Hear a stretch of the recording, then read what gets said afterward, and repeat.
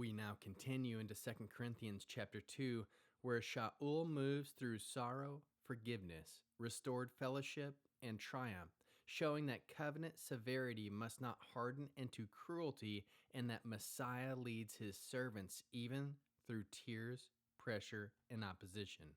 This chapter contains no explicit citations. Even without those citations listed, the chapter stands firmly in covenant continuity.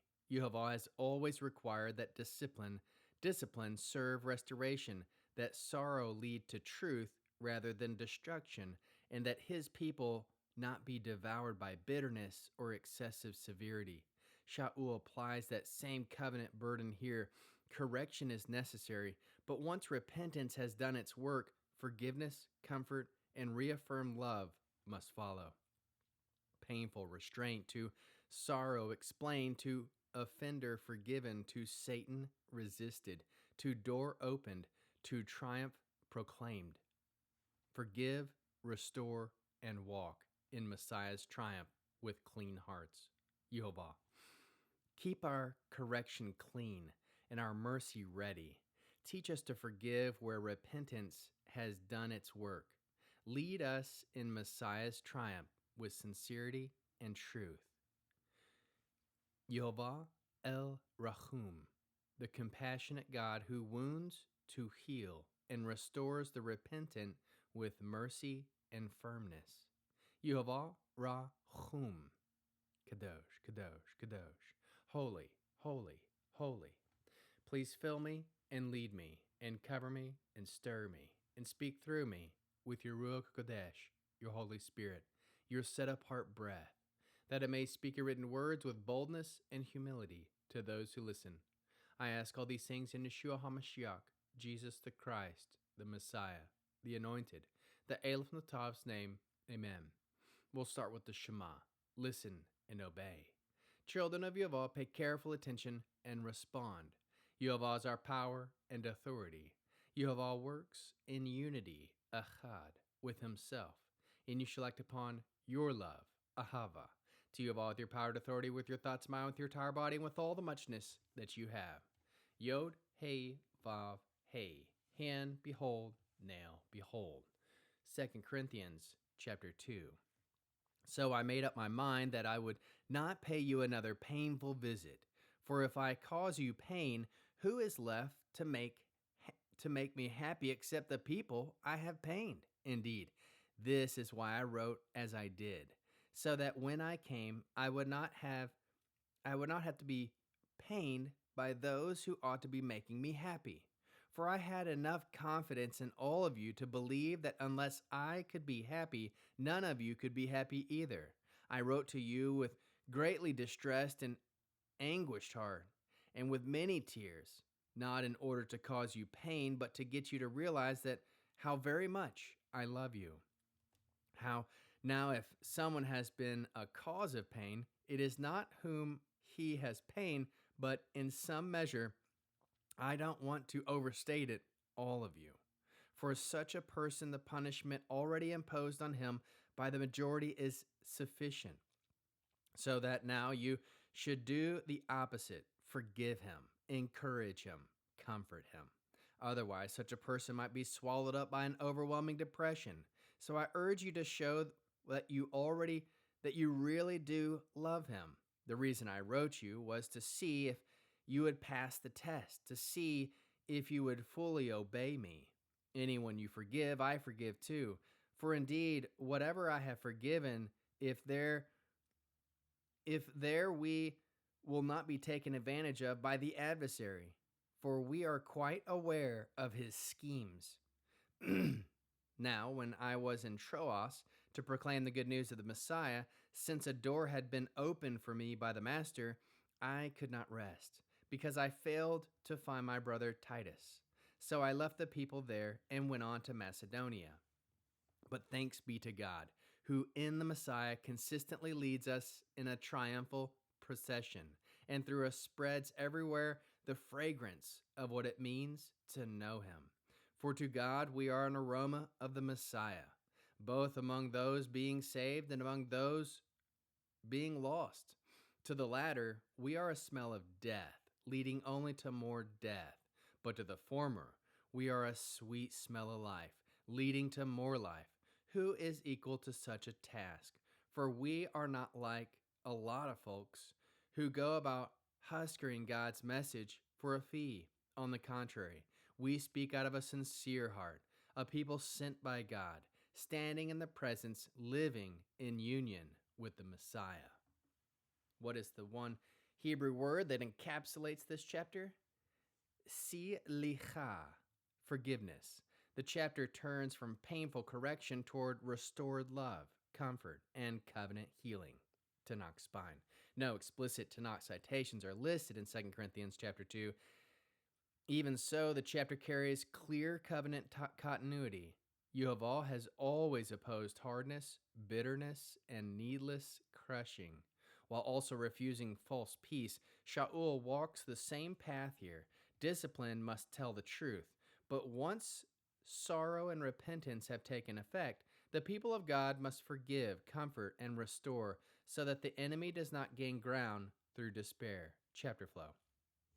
Shaul begins by explaining why he did not come again in sorrow, making clear that his restraint was pastoral, not evasive. He knows that if he causes them pain, the very people who normally bring him joy would be burdened, and that is not the outcome he desired. So he wrote with intensity instead, out of much affliction and anguish of heart and with many tears. The latter was not written to crush them merely, but to let them know the depth of his love for them. Shaul then turns to the one who caused grief, showing that the offenses afflicted not only him, but in some measure the whole assembly. He says the discipline imposed by the majority has become sufficient. Therefore, the direction must now change. Instead of continued severity, they should forgive and comfort him. Otherwise, such a person may be swallowed up by excessive sorrow, which would turn correction into destruction. Shaul urges them to reaffirm their love openly. He explains that this was also part of the testing of the Corinthians, whether they would prove obedient not only in correcting but also in restoring. Whoever they forgive, Shaul also forgives, and what he has forgiven has been done for the sake and the presence of Messiah. The aim is explicit. Satan must not outwit them, for his schemes are not unknown. Shaul then shifts to his travel and ministry burden, describing his arrival in Troas, where a door had been opened for the good news of Messiah. Yet even with that door open, he found no rest in his spirit because he had not found Titus there. So he took leave of them and went on to Macedonia, showing how deeply his pastoral concern weighed upon him. Then the chapter rises in tone. Thanks be to God, who always leads us in triumph in Messiah. Through his servant, Yehovah spreads everywhere the fragrance of the knowledge of him. To God's presence, the servants of Messiah are a pleasing aroma among both those being saved and those perishing. To one, the aroma becomes the smell of death leading to life. To the other, life leading to life. Shaul then asks who is sufficient for these things, underscoring the gravity of true ministry. He closes by distinguishing himself and his companions from many who peddle the word of God.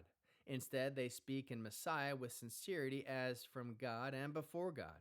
Tears shed, to discipline completed, to love reaffirmed, schemes resisted, to burden carried, to triumph declared. Core theme. Shaul's burden in this chapter is to keep the Corinthians from failing in both directions. On one side lies softness that refuses correction. On the other lies severity that refuses restoration. Shaul rejects both. The painful letter had its place. Sorrow had to do its work. But once that work was done, the assembly was not free to keep pressing the wound. They were now required to forgive, comfort, and reaffirm love. This is not sentimental leniency, it is spiritual warfare. Shaul says plainly that unforgiveness and excessive sorrow can become an advantage for Satan. That means an assembly may imagine itself strong while actually helping the enemy if it refuses to restore the repentant. Covenant discipleship must therefore remain clean, truthful, proportionate, and always aimed at life. The chapter also reveals the cost of real ministry. Shaul is not moving through these matters as an executive managing problem from a distance. He writes in tears, travels under pressure, and even with an open door for the good news, carries unrest over the condition of the body. Yet he ends in triumph, not because the path is easy, but because Messiah leads his servants through truth, tears, and sincerity into a possession that spreads the fragrance of God.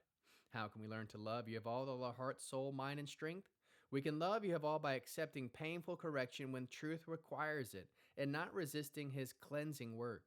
Love Yehovah by forgiving what repentance is real. Where repentance is real, refusing to keep open what he intends to heal. Love Yehovah by serving with sincerity before his face rather than using his word for advantage or appearance. How can we learn to love our neighbors as we love ourselves and as Yeshua loves us? Refuse both cowardly avoidance and excessive harshness with a brother that needs correction. Comfort the repentant so sorrow does not swallow them after discipline has done its work. Reaffirm love openly so restoration is felt, not merely assumed. How can we bear one another's burdens? Carry the emotional weight of correction together so one person is not left alone under grief. Help protect wounded believers from despair by bringing forgiveness and comfort at the right time. Stand together against Satan's schemes by practicing both truth and mercy in covenant balance. What are the top 3 fruits of the Spirit found in this chapter? 1. Mercy, rachamim. The chapter turns from sufficient discipline to needed forgiveness, comfort, and restored love. 2. Discernment, binah. Shaul teaches the assembly to know when correction is enough and when restoration must begin. 3. Sincerity, yashir levav. True servants do not peddle God's word, but speak from clean motives before his face. What is the mitzvah response, Torah base? Leviticus 19, verse 17 and 18. Don't hate your brother in your heart, but rebuke your neighbor frankly, so that you won't carry sin because of him. Don't take vengeance on or bear a grudge against any of your people. Rather, love your neighbor as yourself. I am Yehovah. Command. We will correct truthfully, forgive quickly when repentance is real, and reaffirm love without delay. What is the Hebrew declaration? Nas liach, ve na nachem, pen yibala, chanu, bi yargon, yatir, bi mashiach, na chadesh, havav, valo, niten, machom, la satan, be yoshir, levav, ne lech, lefne, Yehovah. We will forgive and comfort so our brother is not swallowed by excessive sorrow. In Messiah we renew love, give no place to Satan. With upright hearts we will walk before Yehovah. What is the one-sentence summary? Forgive, restore, and give no place to Satan through excess sorrow. Now, after having read the chapter and going over it, here are some heart-piercing questions. Have I mistaken prolonged severity for faithfulness after repentance has become clear? Another. Do I know how to move from correction into comfort, or do I leave people wounded? Another. Where might Satan gain advantage through bitterness, despair, or withheld forgiveness? Another. Am I handling the Word of God sincerely, or am I tempted to use it for effect or control? Another. Have I reaffirmed love clearly to anyone I have corrected or distanced? Another. How do I respond when ministry burden follows me, even through open doors? Lastly, what would it look like this week to practice both truth and mercy in covenant balance? We'll end with the Aaronic blessing using the name. Yehovah will kneel before you presenting gifts, and he will guard you with a hedge of protection. Yehovah will illuminate the wholeness of his being toward you, bringing order. and He'll provide you with love, sustenance, and friendship. Yehovah lift up the wholeness of His being and look upon you, set in place all you need to be whole and complete. Shalom, shalom. We now continue into 2 Corinthians.